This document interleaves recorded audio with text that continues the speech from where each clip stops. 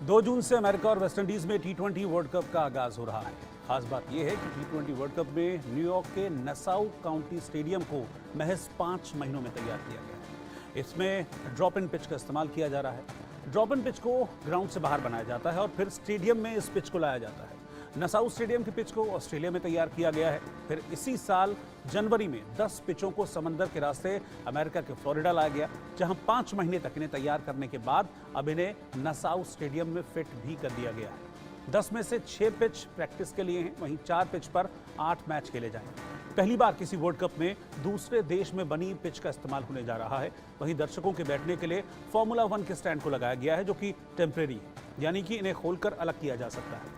Nassau stadium में Bermuda घास लगाई गई है, जो बेसबॉल और फुटबॉल ग्राउंड में लगाई जाती है। इस मेकशिफ्ट स्टेडियम को तकरीबन 250 करोड़ की लागत से तैयार किया गया है। आपको बता दें कि न्यूयॉर्क के नसाउ काउंटी के क्रिकेट स्टेडियम में 9 जून को भारत और पाकिस्तान का मैच भी खेला जाना है, यानी कि सारी तैयारी पूरी। मनोज जोशी इस वक्त हमारे साथ जुड़ रहे हैं, हमारे स्पोर्ट्स एडिटर न्यूज़ रूम से। मनोज जी, वर्ल्ड कप को लेकर सबका इंतज़ार तो है ही। पाकिस्तान के मैच को लेकर हमने हमेशा से देखा उत्साह रहता है, लेकिन पाकिस्तान के साथ मैच भी है और एक नई पिच पर मुझे लगता है दोनों टीमों के लिए चैलेंजिंग हो सकता है मैच। क्या जो पुरानी पिच होती है, नॉर्मल जो हमारी पिचेस होती हैं, कि उनसे क्या डिफरेंस होता है इस पिच में?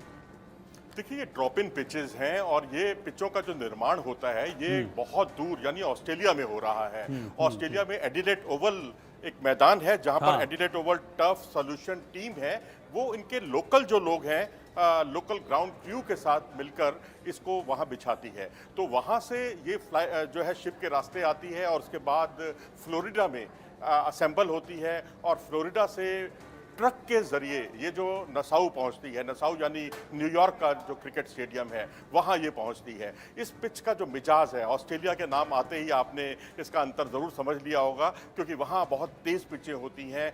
मेलबर्न हो चाहे एडिलेड हो, पर्थ की पिच तो और भी ज़्यादा तेज़ है। एडिलेड ओवल से ये पिचें आई हैं, तो यहाँ पर रफ्तार भी होगी, यानी पिच पर जो है गेंद बाउंस भी होगा, अच्छा खासा गति भी होगी, जो पाकिस्तान के खासकर तेज गेंदबाजों के लिए बहुत ही माकूल है, बहुत ही अनुकूल है। लेकिन भारत में भी अब, क्योंकि सिराज भी अच्छी खासी रफ्तार से गेंदबाजी करते हैं, बुमराह ने बहुत ही शानदार गेंदबाजी की है जहां स्पोर्टिंग पिचें आई हैं, लेकिन मैं समझता हूं बहुत कांटे का संघर्ष होने वाला है। और ये ड्रॉप इन पिचेस का जो कंसेप्ट है वो इसीलिए शुरू हुआ क्योंकि जहां अमेरिका में क्रिकेट के ग्राउंड नहीं है, वहां पर रग्बी खेला जाता है, वहां बेसबॉल खेला जाता है, वहां फुटबॉल खेला जाता है, तो वहां पर ड्रॉप इन पिचेस को लगाया जाता है और फिर वहां से पिचों को हटा दिया जाता है। और उसके बाद अगले ही दिन आप देखेंगे या 2 दिन के बाद देखेंगे वहां बेसबॉल के मुकाबले शुरू हो गए। मेजर लीग क्रिकेट यहां पर होती है अमेरिका में, पिछले साल से ही इसका आयोजन किया गया। वो जो है टेक्सास में उसका आयोजन किया गया था, लेकिन अब टेक्सास में भी एक मैच कई मैचेस यहां पर होने हैं। कुल मिलाकर जो है यहां 16 मैचों का आयोजन होना है अमेरिका में। तो अब जाहिर सी बात है कि ड्रॉप इन पिच एक बहुत आकर्षण का केंद्र रहेगी।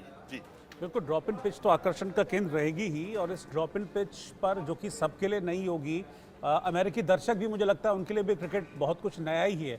और लेकिन वो नयापन मुझे लगता है उस वक्त पूरी तरह से रोमांच में बदल जाएगा जब अमेरिका में इंडिया और पाकिस्तान की टीमें आमने सामने होंगी। जी हाँ, बिल्कुल। अमेरिका में जब अमेरिका और भारत का जब मुकाबला होगा, उसमें जो उनके कप्तान हैं वो भारतीय मूल के हैं, गुजरात से ताल्लुक़ रखते हैं। उनके फास्ट बॉलर पाकिस्तान से ताल्लुक़ रखते हैं। एक कोरे एंडरसन हुआ करते थे, आपको याद होगा, न्यूजीलैंड टीम में जो बहुत ही जिन्होंने फास्टेस्ट सेंचुरी उस समय लगाई थी, वो भी अब अमेरिका की टीम में चुन लिए गए हैं। यानी इधर उधर की जो कहते हैं ना, इधर की ईंट उधर का रोड़ा, वो सब कुछ इकट्ठा करके उन्होंने एक बहुत अच्छी टीम बना ली है। तो अब आप ये नहीं कह सकते कि आप अमेरिका को अंडर एस्टिमेट नहीं कर सकते। मजबूत टीम होगी और वो भी चुनौती रखेगी यहाँ पर अपनी तमाम टीमों को। बिल्कुल, ये जो नई पिचेस हैं Manoj ji, drop in pitch जिनको ऑस्ट्रेलिया में तैयार करके यहाँ लाया जा रहा है, कितना वक्त लगता है और क्या ये बिल्कुल नॉर्मल पिचेस की तरह व्यवहार करती है? ऐसा तो नहीं कि जो घास वगैरह इसमें इस्तेमाल की जाती है, कोई फिसलन वगैरह, क्योंकि खिलाड़ियों को मुझे लगता है अभी तक शायद इस तरह की पिचेस में खेलने की आदत नहीं है।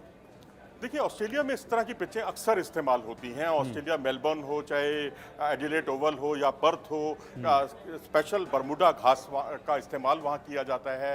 भारत में भी बरमूडा घास का आउटफील्ड में काफ़ी इस्तेमाल किया जाता रहा है। लेकिन ड्रॉप इन पिचेस जो हैं, आम तौर पर हमने देखा है उसकी जो नेचर होती है वो फास्ट बॉलर्स के ज़्यादा अनुकूल होती है। उस पर जो है बाउंस ज़्यादा होता है, गति ज़्यादा होती है। तो ऐसी पिचें जो हैं बहुत ऑस्ट्रेलिया में तो बहुत कारगर हैं, अमेरिका में एक प्रयोग के तौर पर अब ये इसका इस्तेमाल किया जा रहा है T20 वर्ल्ड कप में, तो ये आकर्षण का केंद्र तो रहेंगी ही, लेकिन आप यहाँ पर बहुत ज़्यादा स्पिन की उम्मीद नहीं कर सकते। लेकिन भारत के लिए राहत की बात यह है कि जो भारत के लीग मुकाबले होंगे और उसके बाद जब ये सुपर 8 में भारतीय टीम पहुंचेगी, जिसकी पूरी संभावना है, तो आप उम्मीद कर सकते हैं वहां पर पिच रुककर आएगी कैरेबियन द्वीप समूह में, वहां की पिचों का मिजाज बिल्कुल अलग होगा। इतना ही नहीं, ये तो पिचों की बात हो गई, पिचों के अलावा जो स्टैंड्स हैं वो भी F1 के स्टैंड्स का इस्तेमाल किया गया है, क्योंकि वहाँ स्टेडियम में स्टैंड्स तक नहीं है। जैसे हमारे यहाँ होता है कूपरेज ग्राउंड है मुंबई में, या तमाम ऐसे कई ग्राउंड है। क्रिकेट के स्टेडियम में आपको स्थायी जो है